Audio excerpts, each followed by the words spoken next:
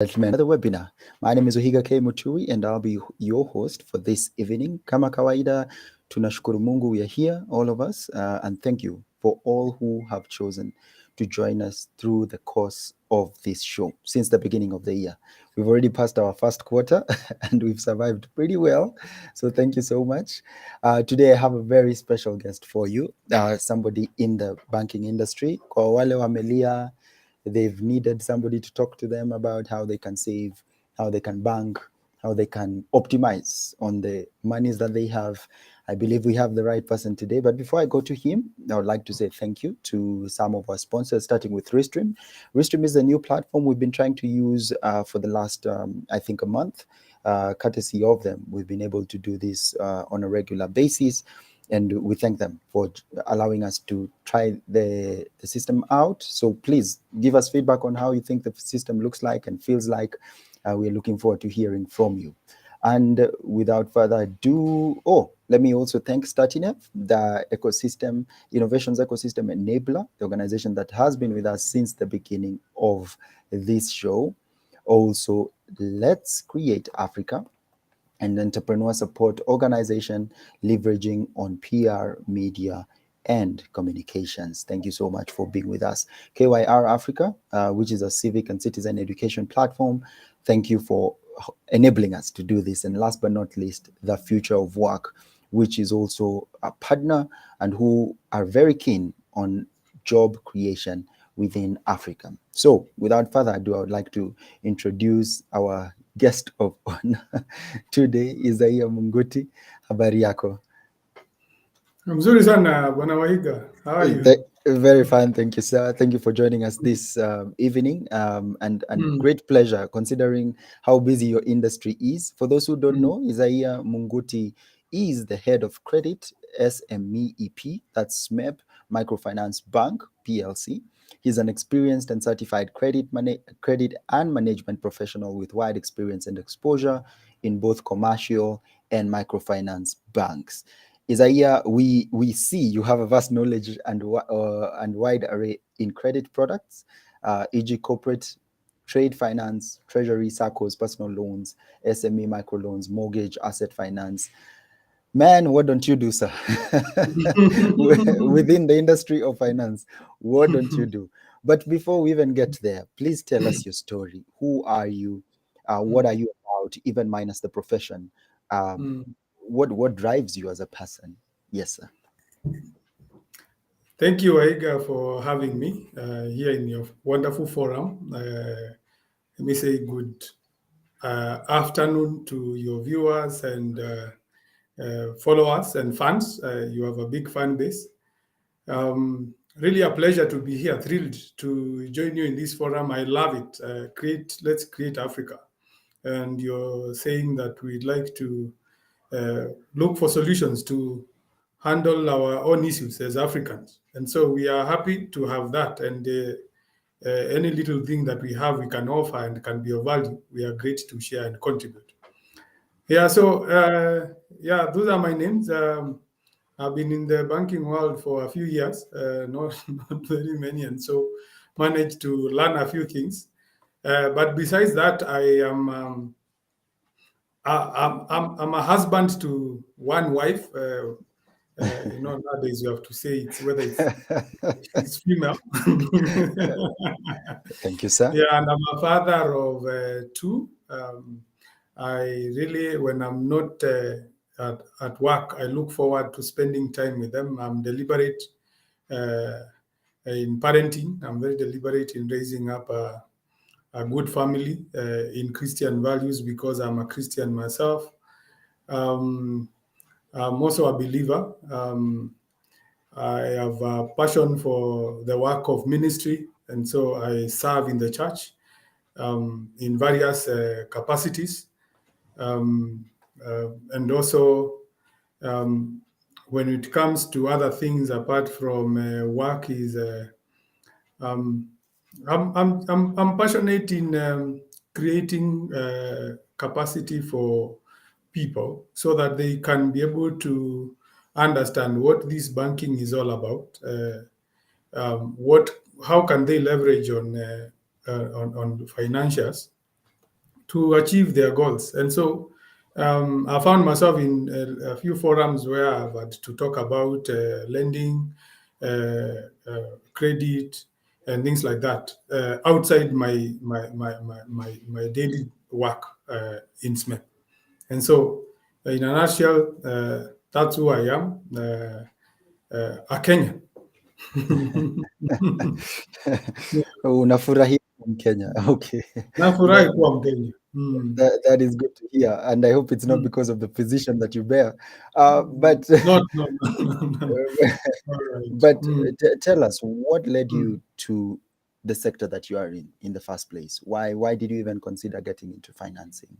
Mm. Because it's also not the most, for lack of a better word, not the most obvious choice for most graduates or Mm. most people who are entering the job market. Why did you even, what led you to that stage and that place of life?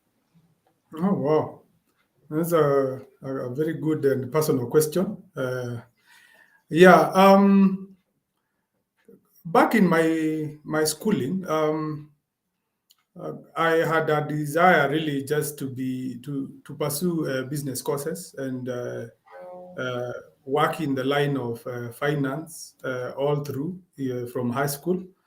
Um, but then you may have dreams, but the route of achieving your dreams may not be always straightforward.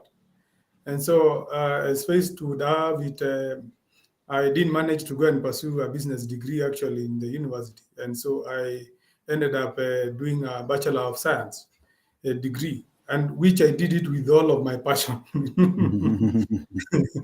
um, and yeah, so I did it, finished, and uh, when I went out to look for jobs. Our 844 training is you'll be trained to get a white collar job. And so I'm out there, did a bit of few things for a few months in the medical world, but really it wasn't what I felt was like, because I wanted still to find my way in business. And so that's when I got a chance to join a bank. I got an opportunity to join one of the main banks in our beloved country. And when I went in, just an ordinary bank clerk, the bank had many opportunities for one to explore. And so I was very inquisitive. I had desire to learn many things. I learned very many things. I moved from one section to another. Um, uh, then doing sales, doing real banking operations, and then sales. While in sales, then I found that out of pressure for work, then our sales, we found that what we were driving out in sales was not moving very quickly in terms of turnaround time. And then I had a boss who was like, can we recruit you to help us in underwriting these facilities? And so, because they were just salary loans, which are pretty straightforward, I went in there, began to do the work, and I realized, oh, wait a minute, uh, I think I like what I'm doing. But just to ensure that I define my career choice, I decided to pursue a training in credit, and therefore that's where I started. And good enough, I performed well, brought the certificates to my employer, and uh, lo and behold, I was told, we're moving you to where credit really happens. And since then, I've never looked back. Yeah, so that's my little story. Mm. Yeah, interesting. How long have you been in the banking industry? And is it right to say it's banking and finance? I know there's Yeah, a yeah, yeah. You can view it that way. okay. They go hand in hand. Mhm. I've been in finance and banking for slightly now over 20 years. Oh wow, Yeah. wow. And Yes. what has driven you to stay within the industry and also stay relevant? Because I also realize you keep updating your Mm, profile, you keep updating your profession, you keep mm, updating yourself as a person, upskilling. mm, What mm. what what drives you to do that apart from competition within your industry? Yes. So what has kept me in this sector and doing what I do is number one is like I've said, is my passion for it. Where is this passion coming from? I realized that every time I am looking at a business proposal that is coming on my desk, the times that I've had to review one, I'm looking at actually person's life. I'm looking at a business which is actually a human being. I'm looking at a person, and the decisions that we make will be actually direct impact on somebody's life. And so I found a lot of relevance because we know as missionaries, in our Christian faith, we say we are missionaries, we are ambassadors. You're sent, and there are the five sectors of the 5 or 6 sectors of influence, and one of them is banking and finance. And it is a good platform where one can actually impact the lives of others by the work they do. So I found Mhm. relevance is that, and I have looked at that work. When I see the files, not on a daily basis. I don't meet clients, but at the back end, I handle a lot of their requests, and I get to see a lot of information. I've gotten to interact with all manner of businesses. That's why you see a lot of description there. I've seen all of them. I see the struggles, the needs, and so I understand what business and finance looks like. What has kept me relevant is actually, like you said, is continue to upskill and continue to learn. Knowledge is there's no end in acquiring knowledge, and what keeps one relevant is actually knowledge. Uh, Somebody said the choices you make will be cannot be beyond even your own knowledge and understanding. So having appreciated that, I've realized that I can always continue upskilling. And so I've looked for every relevant opportunity to grow and hone my skills in this sector and in this line. And so that is what actually keeps me going and makes me remain relevant, to get to know what is happening around the new trends, what is the in thing. When we started lending and banking, or when I started, a lot Mhm. of things have changed along the way. And how do you remain relevant is actually by going back to where knowledge is being shared and acquiring it. Yeah. Thank you. Ah, interesting. What, Mm. having been in the industry for that long, Mm. what are the few trends that you've seen that will determine the future of how credit and financing will look like? Okay. Yeah, many things have come and transformed the banking profile, as it were. I recall that um, number one, the advent of information technology that has continued really to influence our daily lives is really impacting the world of work as we know it. Mhm. How that is also affecting and impacting our work is that technology is becoming part of our work. So um, the ordinary way of doing things, we started by being very manual in nature. Now we have systems that are intelligent in nature. We have to apply that. um, we are talking about the machine learning. We are talking about big data. We are talking about artificial intelligence. When all these things are put in place, the essence of that is actually to be able to decode who is a borrower, particularly when we are talking about lending. Every lender wants a comfort of the person I'm dealing with. Are they trustworthy? Are they people? Can I get to know who they really are? Where can I get information about them? And you see, just by interviewing somebody doesn't mean that you get to know everything about them. So Mhm. if there are many areas that you can find, and what we have found is that big data is here to help us in that, and it is shaping how banking is going to be in the future. Again, moving again also the speed of access to bank products it's become the thing now. Time I hear one who is advertising and saying you can get a decision in 15 seconds. That's how far we've come. When one would send an application and wait for a whole month, it's no Mhm. longer the new thing. The new thing is instant decisions. interaction with the clients, information. Again, sharing information.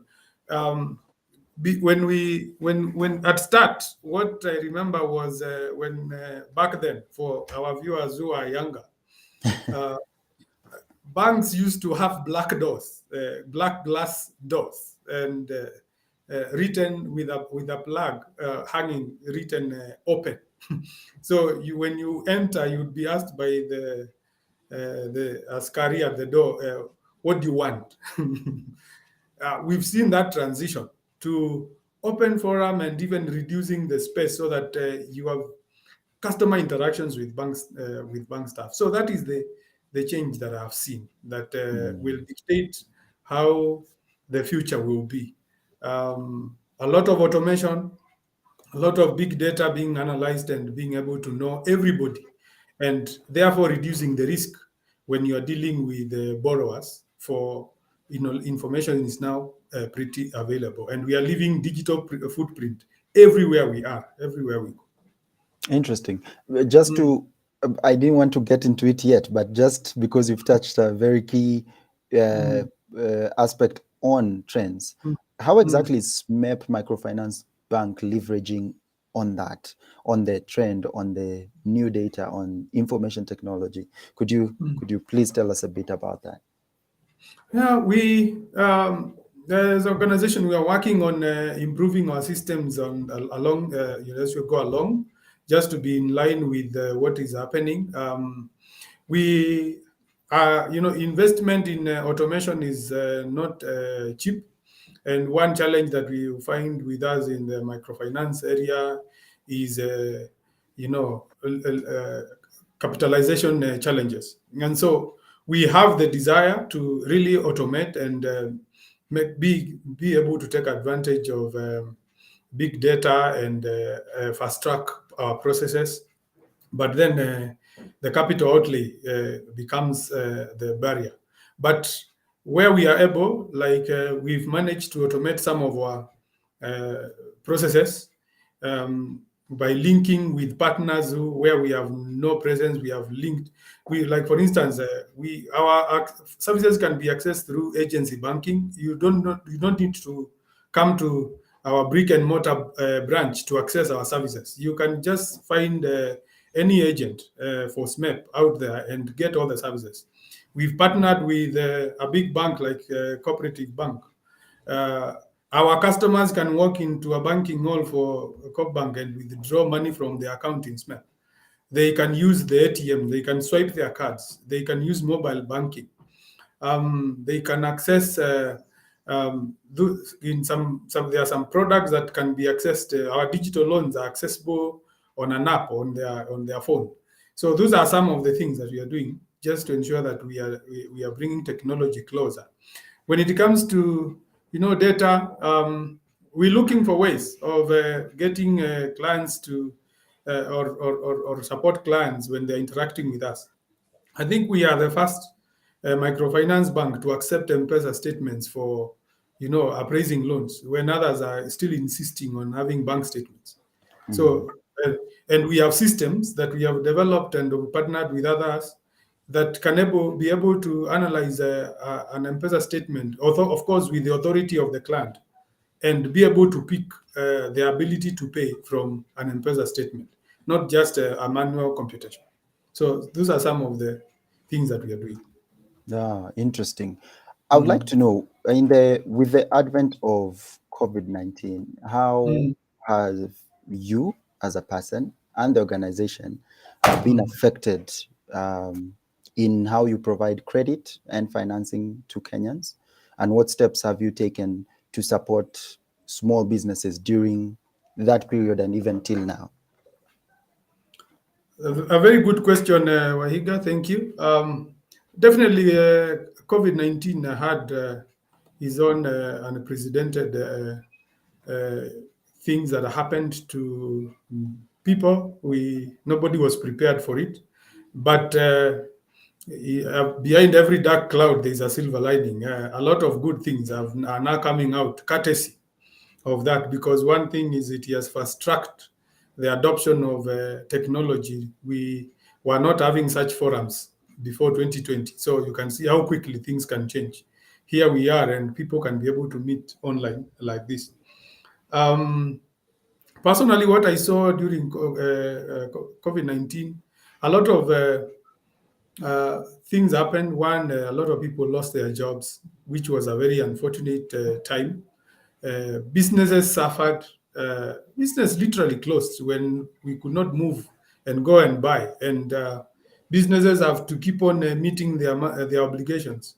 I know businesses that could not continue paying rent, including our own bank, where we have branches.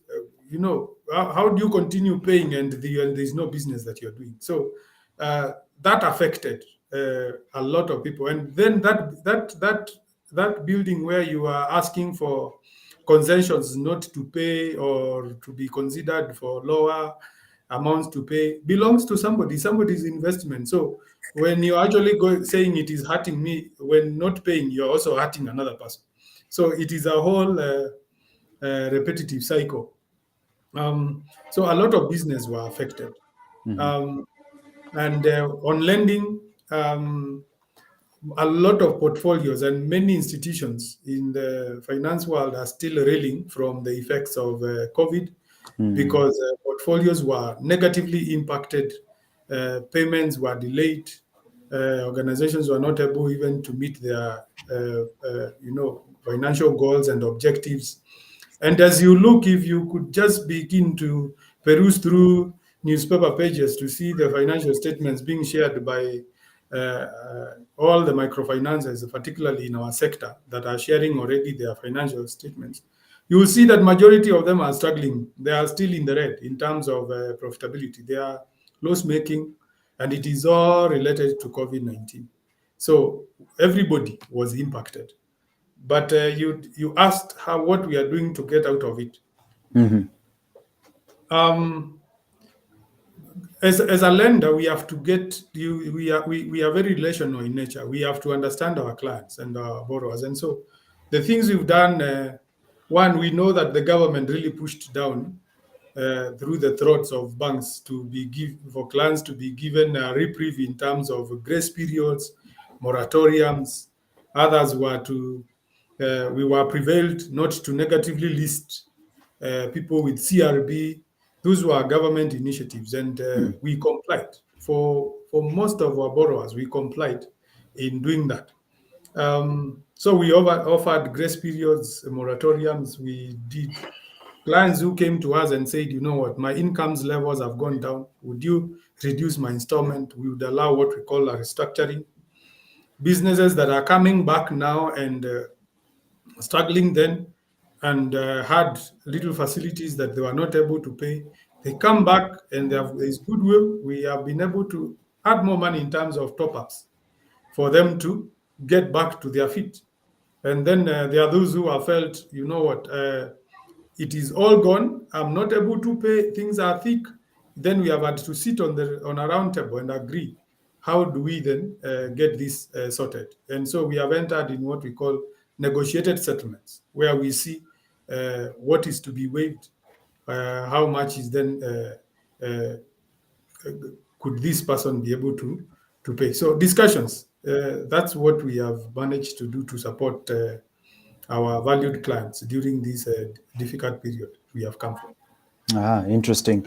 And ladies and gentlemen, I'd just like to remind you, please put in your questions, comments, critics from wherever you're listening to this or watching this. We'll respond them as we continue, or better yet, Isaiah will respond to them.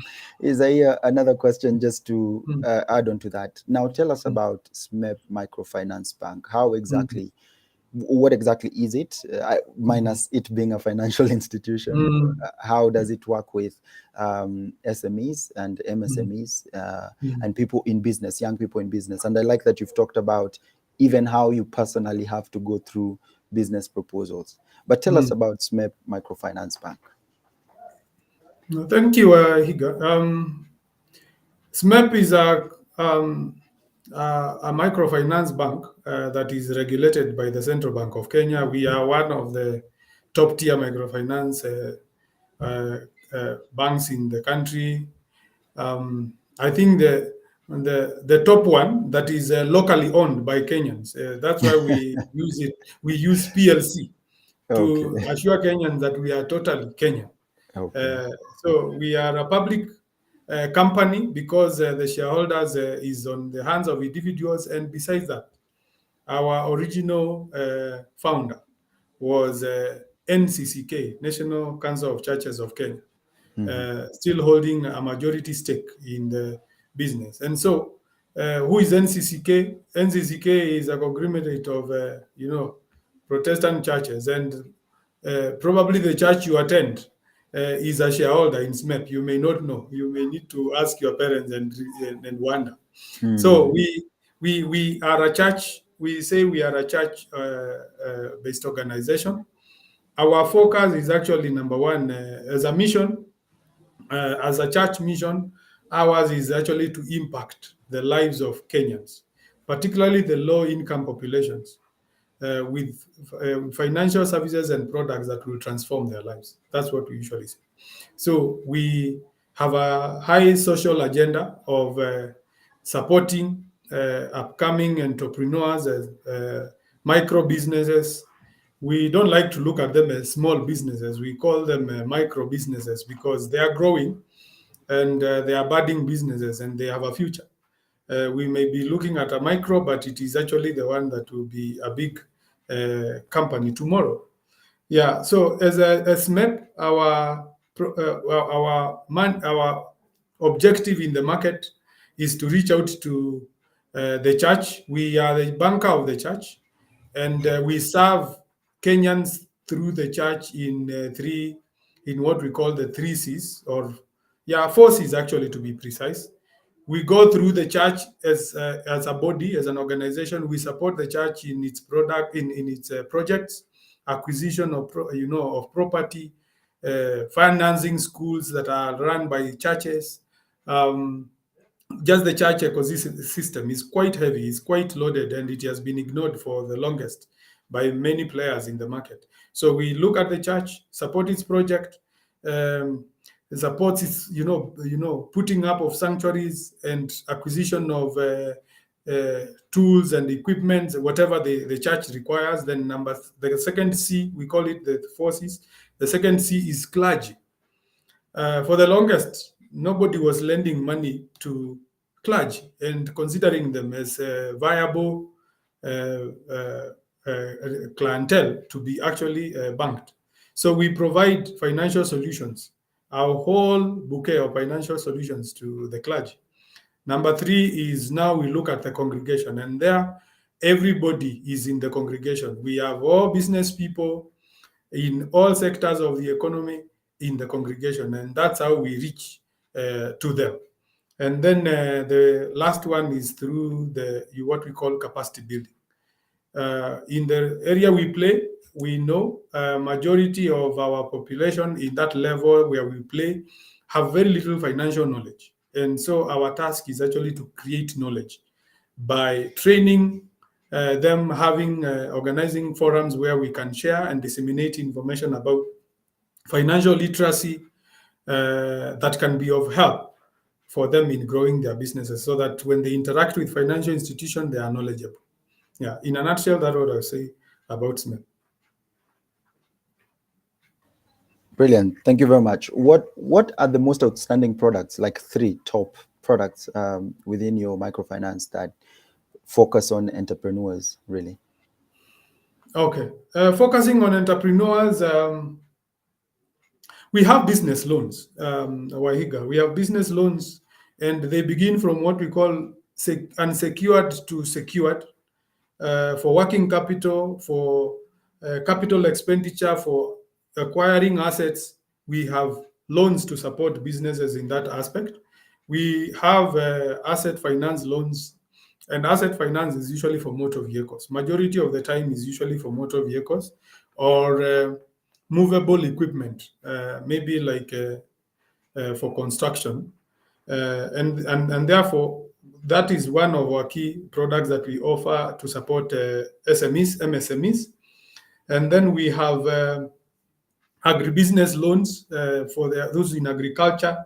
We are able to work with them to understand their needs and supply their needs. And we we have logbook loans that are quickly for those who want money immediately and they have their logs, their logbooks. But I would not finish by failing to mention digital loans. We have mobile loans for our own clients. These ones are restricted to those who operate accounts in SMEP. And recently we introduced what we call trade finance for those who are doing business with the government. Yeah. Thank you for that. SMEP, a very interesting bank. Can you speak to the impact that access to credit can have on small businesses and the wider economy, especially currently, as we see? Wow. Thank you for that. Um, Everybody talks about, by the way, access of credit to small businesses, and even from the government, you can hear the discussion is about access to credit, supporting businesses.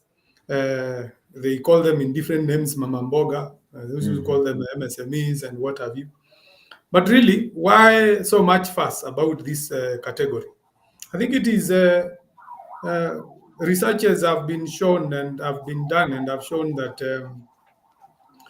for a developing nation and economy, um, uh, it is paramount that those who are lower in the economic pyramid be supported so that they can come up economically, they can be strengthened economically to be able to contribute into the national basket. And it is through and holding budding businesses and supporting them through access to finance that can make them achieve these dreams. And when they do so, several goals are achieved at the national level. One of them is poverty reduction. When a lot of businesses emerge, it has actually been reported in Kenya that the informal sector, where a lot of small businesses operate, is actually the leading employer in Kenya. It is the leading employer and creator of employment. So when many people are employed by small businesses being supported, what we see as a ripple effect across all sectors of the economy. For instance, I was looking at this and saying, when small businesses are supported, there is increased buying power of the people, the masses. There is increased buying power of the masses. And what that means is there's more consumption. They still have more money that they can save. Now they can access quality health care.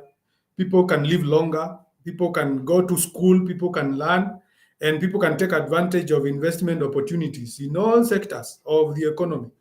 And this will eventually lead to improved quality of lives. And that is one way of partnering with the government in making Kenya a middle income economy in the short run, if not in the long run, if we fully support this sector. And so our businesses, when are supported that way also, I view that they can be able also to create goods and services. And when these are available, then we see other sectors that are more vibrant, like manufacturing coming in, agriculture thriving.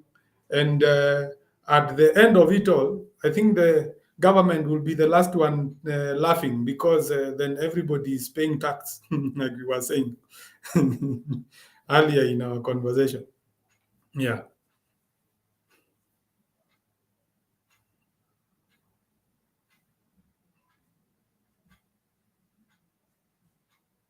Hmm. Okay. Can you hear me? Hello, Isaiah. I lost you for a minute there, but I can hear you now. Can you hear me? Ah, sorry. Yes. I hope I was audible through. Yes, I had heard you all through until just the last part. But moving on swiftly, can you tell Mm, us about some of the challenges that small mm. business owners in Kenya face when trying to access credit or financing, and not just from SMEP, from any other institution too? Thank you for that question. I feel like that responding to that question actually requires me to begin from a different perspective, a different angle, before we look at the barriers that are there that makes one not or challenges of accessing credit and financing. That is okay. I hold the view and the view that loans are actually not for everyone. Um, but we tend to talk about loans, but loans are not for everyone. There are people who are not able to manage loans very well. And so, for one who is starting a business or who is running a business, Wahiga, what I've seen is we need to broaden our approach to where financing can come from to support businesses. And if one is lucky, they can land on grants and cheap funds that are coming from social entities and even the government, like the Youth Enterprise Program, the Women Enterprise Program, and all this where financing is being availed to support small businesses. Those are cheap. That's cheap money that can be able to support a business. Number two, I feel that we need to emphasize to everyone the need to save, the need actually to save. Before one can think about a loan out there of monies that belong to other people, they should should make an attempt at their own in trying to make a saving. And I think that is actually what is being propagated by the government. We are being forced to save through hook or crook, whether we like it, even for our retirement. So it is good. A saving culture is a good thing. We need to learn how to save. But again, another area that where young businesses can actually get financing before they think about bank loans or borrowing is family, friends, and also investors. And I'm saying this very carefully, and because I find that you find small businesses running to ask for very little money that they could actually been given by a friend at a very low, very low, easy terms of payment, which are not onerous at all, not demanding. I have seen people with good businesses that are budding and realized if this person had knowledge before thinking about bank loan, they would think maybe of an investor, somebody, a friend with good money that and as a skill that they can approach and ask them to invest in their business and hold them accountable or buy a stake into the business as an equity. And so I recall the programs that we have watched on TV, The Lion's Den and the other one, which shows, seasoned entrepreneurs who are saying, come pitch to us your idea and then we'll be able to buy into it and buy and invest into your business. But hardly do we find informally people doing that. The only thing that comes on top of the mind is let me go and get a loan. I know it's easy, maybe it's easier to get, but I feel that some options need also to be explored. And somebody may really stumble on easy, cheap funds that can be able to support business. But now, when we come to interaction with the lenders, what have been the barriers? For me, the highest barrier that I could pick is actually lack of awareness by entrepreneurs or the proprietors on how to package themselves when they are facing a bank, when they're coming for borrowing, or even knowing how to apply loan proceeds proceeds when they get the money, uh, and just approaching the whole decision about borrowing, how to go about it. So there is a gap there, which becomes a barrier. Another one is most of entrepreneurs in the lower level, like we are talking about, um, may be lacking financial knowledge and financial skills. And like we were saying earlier, there is need for somebody to invest in knowledge, basic financial knowledge that would be important when you're running a business. Even if you're running a food joint, it's good to learn a bit of financial skills that one can apply so that when you get other people's money, you know how it impacts on your business and how it needs to be taken care of. Thirdly, and I'm reserving the ones that are common to the last ones because they are those ones that are known by everybody. Oh, there is no collateral. But before that, for me, the key most ones are about knowledge challenge and capacity for those who are in business, understanding financial stuff. Um, Record keeping, basic things like record keeping are actually hindering business from accessing financing. All the way from your operations, people do their businesses in their mind. They never put anything on paper apart from a little receipt, and that uh, makes somebody coming to invest in your business, because a lender is an investor, has no knowledge of what you've been doing for the last 3 years or 5 years in your business. But if there was something that you had put down in terms of, these are my the salaries that I'm paying, the bills that I have to pay every day, every month, and things like that, the incomes that I'm making, these are how my cash flows are. These are how much I buy for for goods. When you buy, you record them somewhere. Basic things, but have really a big impact when it comes to lending. Uh, then the last one is about now just the collaterals. Of course, many budding businesses will not be having the securities being asked by main established lenders. And then lastly, the one that is eating Kenyan community is over indebtedness, including, people are in debt everywhere, everywhere, left, right, and center. And this is because, excuse me, It's okay. we have we have not managed to separate our own income and that of the business.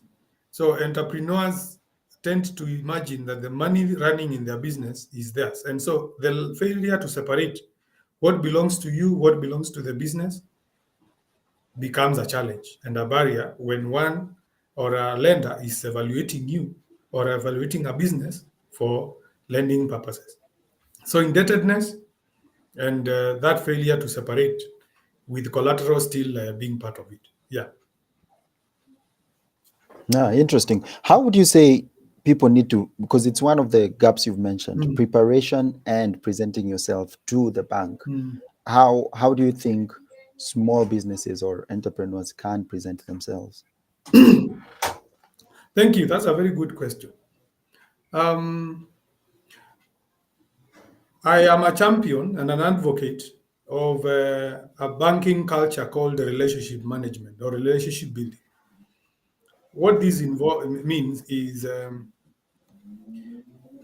if I was running a small business, I would ensure that I establish a relationship with a financier by ensuring that they can see my business. I'm doing banking with them. Um, and then when it comes to the point of lending, I will not be dealing with a stranger. They will already be able to see a portion of my business is actually passing through them. It can actually be seen. Number two, when it comes to borrowing, one needs to interact with the lending officers or the bank staff with a level of honesty that ensures that no card is under the table. Lenders like Mhm. consistency. Lenders needs to be assured that there is a tomorrow for the business. Lenders needs to know that this person we are dealing with, when they get the 20 shillings, they will actually return it. Lenders needs to know that this person is not doing guesswork with the money that they are being given. And so, if one can establish that relationship and have and work with an institution, a financial lender, they will eventually be supported. And the smaller the organization, if it is a microfinance, the better, because it's able to understand you. The big ones tend to be a bit inflexible because or unflexible, because of of the number of people they are having to serve and who are well polished. But for those in the lower tier like microfinance, will be able to help you dust yourself and become a good borrower, and we pay and we work with you in the journey, and we wouldn't mind after you have now taken shape for the big boys coming and now picking you and telling you now we can give you good facilities. So we will be saying kwaheri with peace, saying we have supported until they can be seen and supported with bigger money. Yeah. Interesting. Um, and I'm assuming that's also the kind of advice you'd give to small business owners who are currently seeking financing or credit. Definitely. Is Oh, okay. I'm actually speaking to them, and I hope that is helpful information.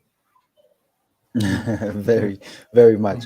But in considering the economy right now, what advice also would you give to businesses to manage through this tough time? Some call it inflation, some Mm, call it credit crunch, some call it different names, mm, meaning different things.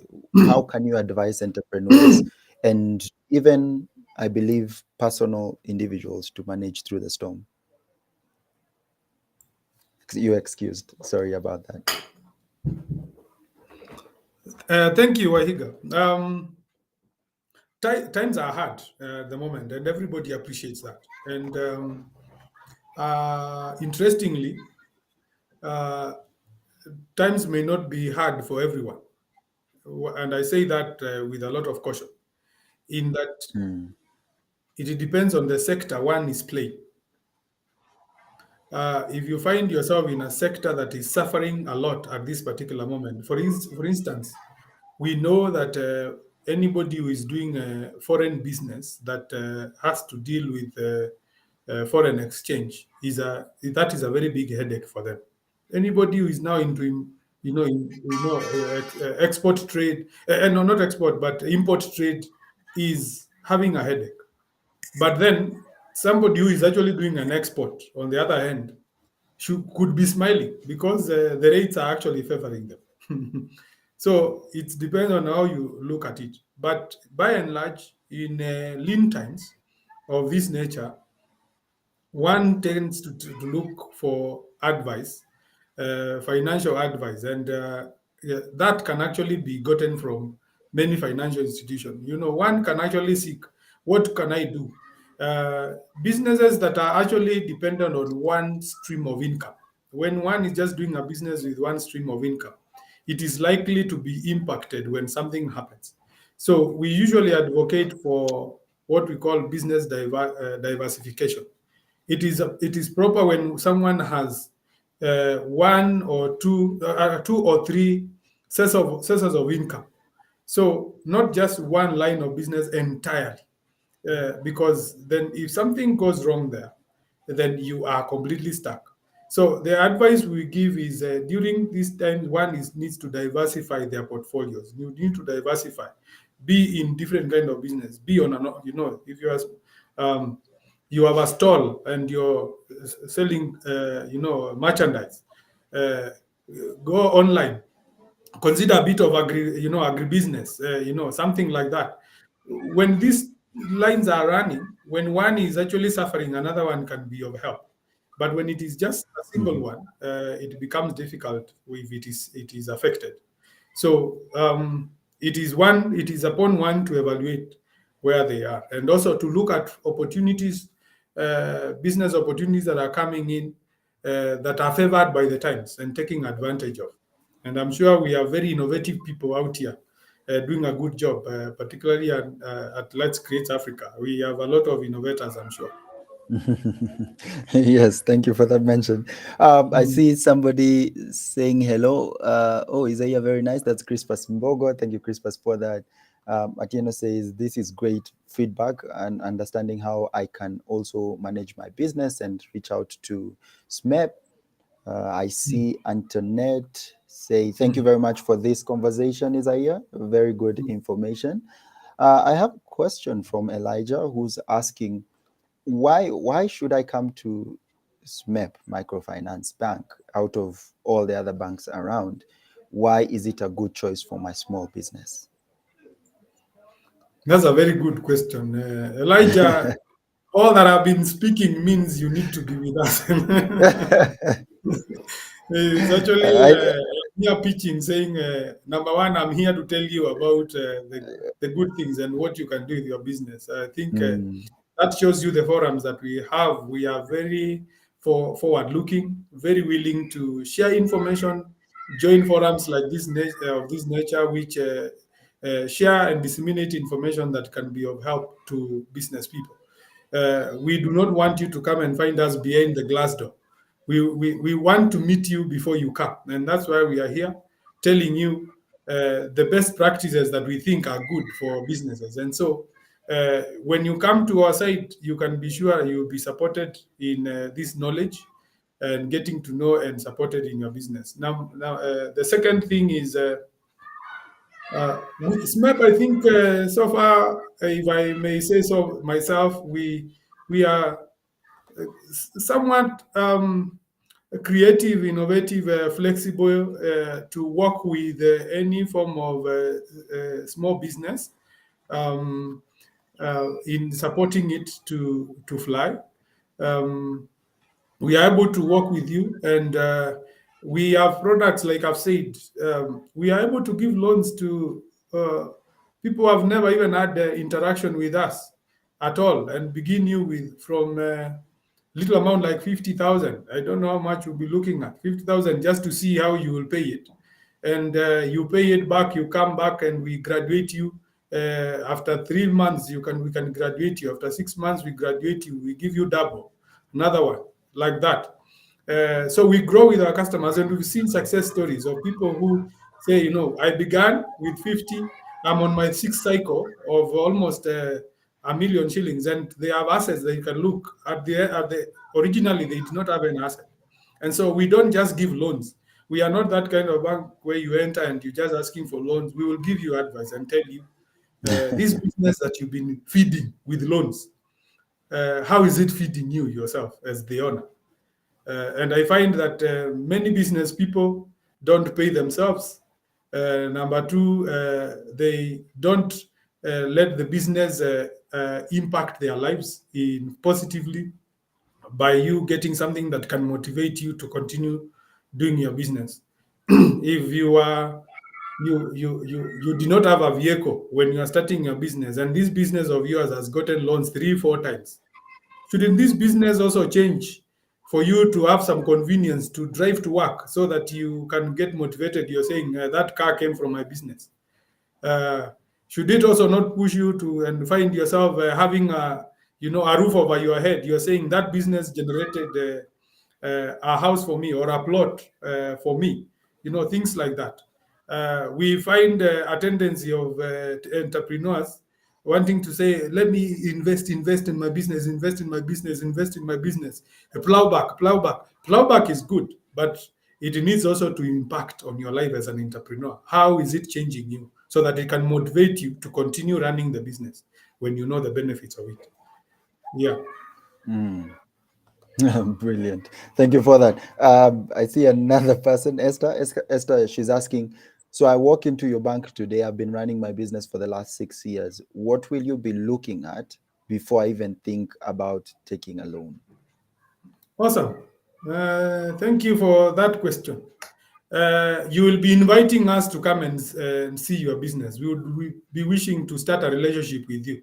Like you said, it's not alone that you are coming to us for. Maybe you just seeking to find out what is this organization about. How do I get to learn about them?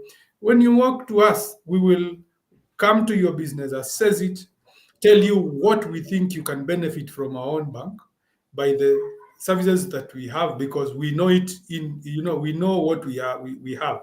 Our officer knows what is behind them in terms of the array of benefits and products that you can benefit from, but you as an outsider may not know. You need to be unheld, and so they will be able to advise you. We say our officers are actually advisors. They are able to advise you to know, okay, if I need this is what I will find in SMEP. This I will find. This is how I go about to get it. and we'll walk with you in the journey. So I'll not tell you you walk in and you will walk out with this. We would like to get to know your business and work with you, like I said, in creating a relationship that will eventually benefit your business in the long run. Yeah. Great. I see somebody else. This is from Rufus. He's asking, are there any specific industries or type of businesses that SMEP Microfinance Bank focuses on supporting? And also, mine is a digital business. How can I get assisted, seeing that you mentioned the first thing as coming to my location? Aha, great. So the first one is sectors, whether we Yes. finance, we just look at any, if there are sectors that we prefer or not. Uh, I will say no. We are very welcoming. We look at entrepreneurs across all the sectors of the economy. What I will mention at this particular moment is because we are a regulated institution, of course, there are places we call no-go zones. There are things that we will not touch, and we don't shy from saying what they are. The first one is if you're doing a business that is speculative in nature, and I allow your mind to jog on what speculation is. Speculative, uh, you've invested on this, and then you saying, I think I will be uh, getting money in 2 3 weeks time, in a month time, in 2 months time. uh, that we don't touch, because our facilities needs a regular repayment. If it's weekly, if it is fortnightly, if it is monthly, one has to have cash flows that can be able to support a frequently occurring repayment. So we don't finance what we call speculative activities, where one has to make a guess when money will come, and then you say, I'll get and then I will pay. That is not allowed. Number two, businesses have to be well licensed, and if it is not licensed, we consider it to be illegal. So it needs to be licensed business, not an immoral business or involved in an ethical kind of business, or culturally unacceptable. We don't touch gambling activities.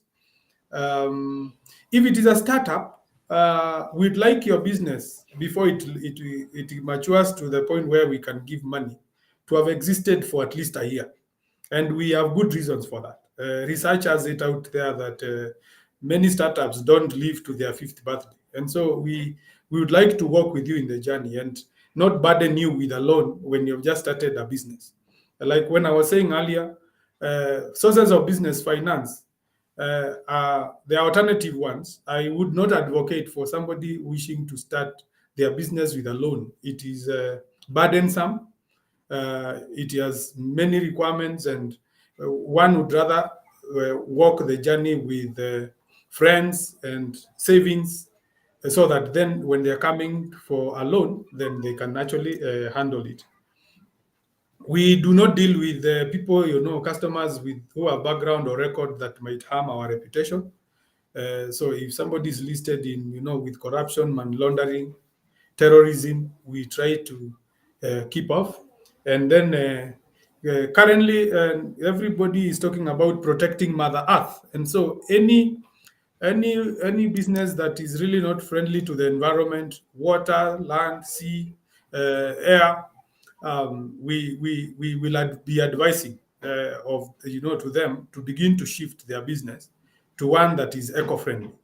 And so those are just the only areas that we will not touch. But all sectors, telecommunication, you want money for salary, against your salary, you want money for your business to acquire an asset, for trade finance, we have all those for you, and across all sectors.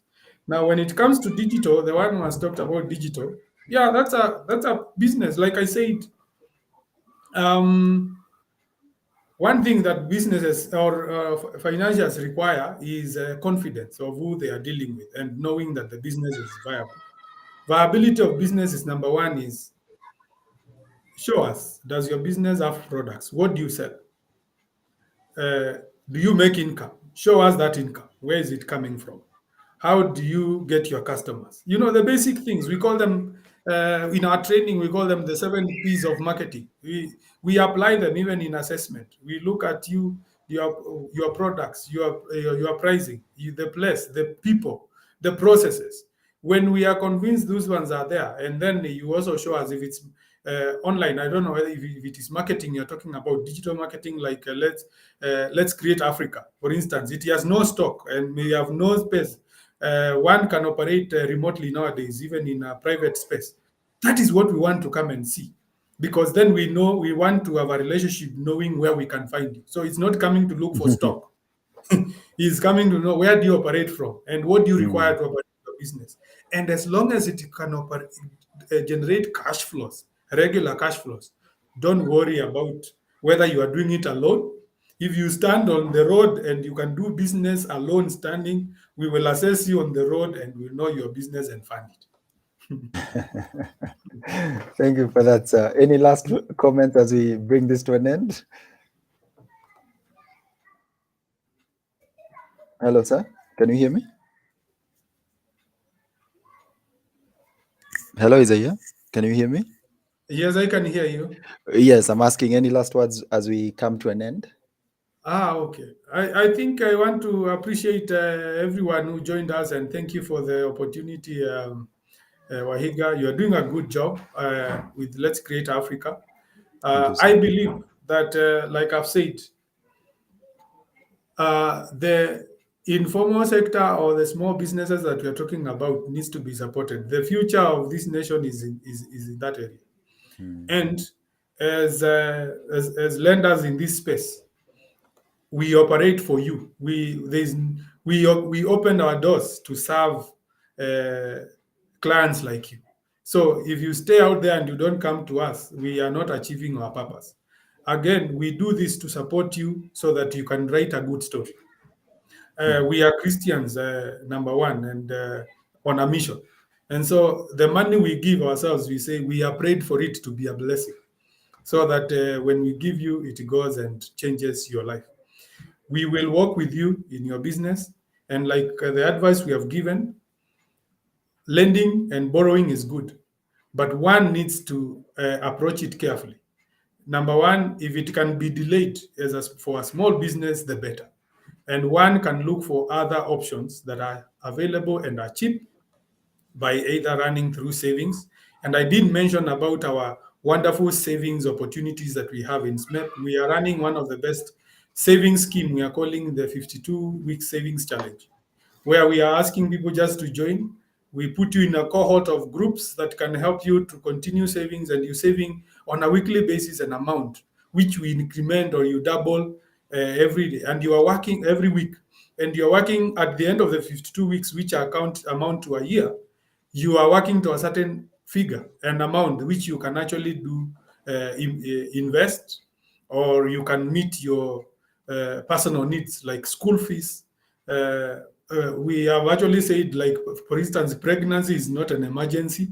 uh, One can plan for it. You just need to join our 52-week savings challenge and save consistently for those weeks, and at the end you have money that you can invest.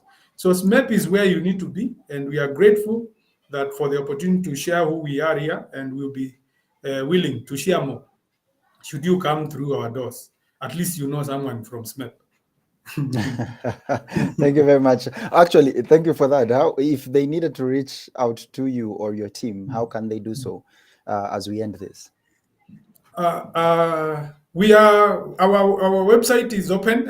You can interact with us on our social media platforms. You can look for SMEP Microfinance Bank. You will find us. We have a very active media team is able to reach out to you quickly. On our website, you can also find our numbers where you can reach us directly. Every call is picked. You will talk to us and we'll be able to advise you. We have our branch. SMEP has about 40 outlets across the country, and so we have a national footprint, which means you can find us in almost every county in the country. Just look out for us, and even on our website where our branches are, and just come in and interact with us. Our head office is on Kiricho Road on Kilimani, just past Yaya. You can also come there if you are within our neighborhood, and we'll be able to attend to you. Very Yeah. many thanks for having me, Wahiga. Karibu sana. Thank you very much for this. Ladies and gentlemen, this brings us to an end we are just exactly, I see, 5 minutes past the hour. We usually finish this very on time. So thank you very much for joining us on LinkedIn and YouTube and on the other platforms that you ladies and gentlemen have been joining us from. Thank you so much. My name is Wahiga K. Muturi. As I wrap this off, I want to say thank you again to Ristri, who have been able to give us this platform. We'd like to hear from you how it was for you, our audience. I would also like to say thank you to Statinev, KYR Africa, the future of work, and let me see if I've missed any. Let's Create Africa. How could I forget that? So thank you, ladies and gentlemen, for joining us. Today we had Isaiah Munguti, Head of Credit, SMEP Microfinance. We were talking about access to credit and finance. Please, if you've missed this, feel free to watch it from our channels on YouTube or LinkedIn, and also some recordings on Twitter and the likes. But we thank you for joining us this evening. My name is Wahiga K. Muturi. This brings us to an end of our session. God bless you. Have a great evening. Thank you so much.